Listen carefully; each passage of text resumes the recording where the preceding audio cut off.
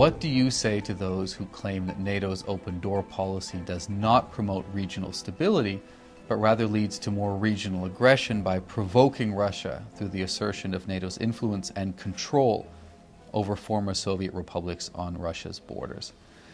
I would say there's two things we need to understand. First is NATO doesn't control anybody. It certainly doesn't control its own member states. We don't go seeking new members.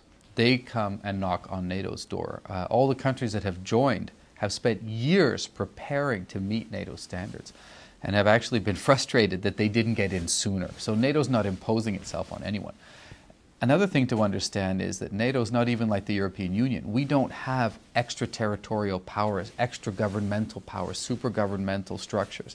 NATO is purely intergovernmental. What does that mean? It means everything here is decided by consensus. All the countries agree to do any individual step or nothing happens. So it is the ultimate democracy, and certainly there's no question of imposition. Second, I'd say, look at the record.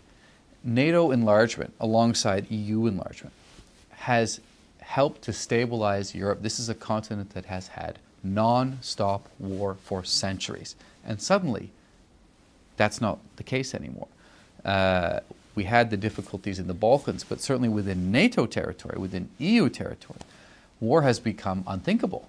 It's become so unthinkable that it's hard to make the case to keep defense budgets up because younger people, younger than me, don't remember the Cold War. They don't remember all the wars, and they can't imagine that it would happen again. So we quite firmly believe that enlargement has helped to stabilize Europe. And actually, and this comes to the point about Russia, we think that's good for Russia. Russia has suffered terribly from wars across Europe, has been in wars across Europe, but has just recently commemorated the Battle of Stalingrad, a terrible, terrible war, that terrible, terrible battle where Russia was attacked.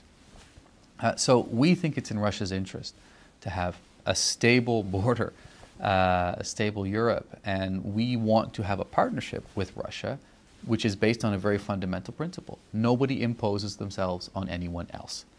That's a philosophy we're following. We hope and expect Russia to follow the same thing, but certainly we're convinced that enlargement has helped make Europe better, safer, more peaceful for all countries in Europe, and that includes Russia.